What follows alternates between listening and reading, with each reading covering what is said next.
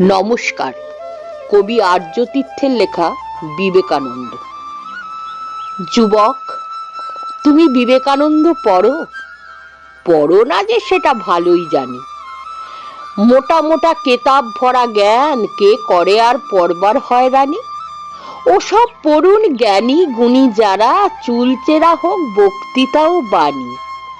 কিন্তু যুবক, তোমায় যদি দেখি বিনে পয়সায় বস্তি শিশু পড়াও, যদি দেখি ক্লাবের কজন মিলে ডেঙ্গি মশার জলের জায়গা সরাও, তবে তুমিও আধুনিক ছেলে, অজানিতেই বিবেক সুবাস ছড়াও।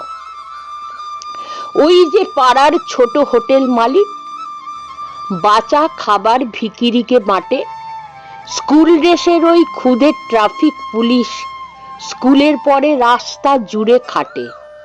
একটি পাতাও স্বামীজি না পড়ে ওরা সবাই বিবেক পথে হাঁটে।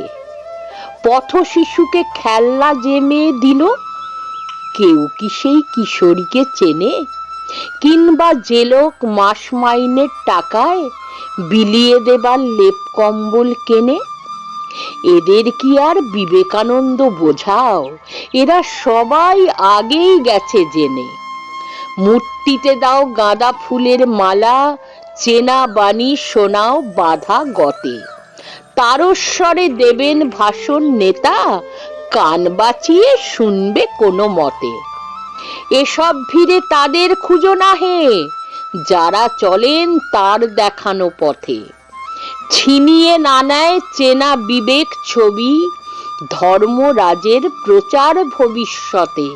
ছিনিয়ে না নেয় চেনা বিবেক ছবি, ধর্মরাজের প্রচার ভবিষ্যতে।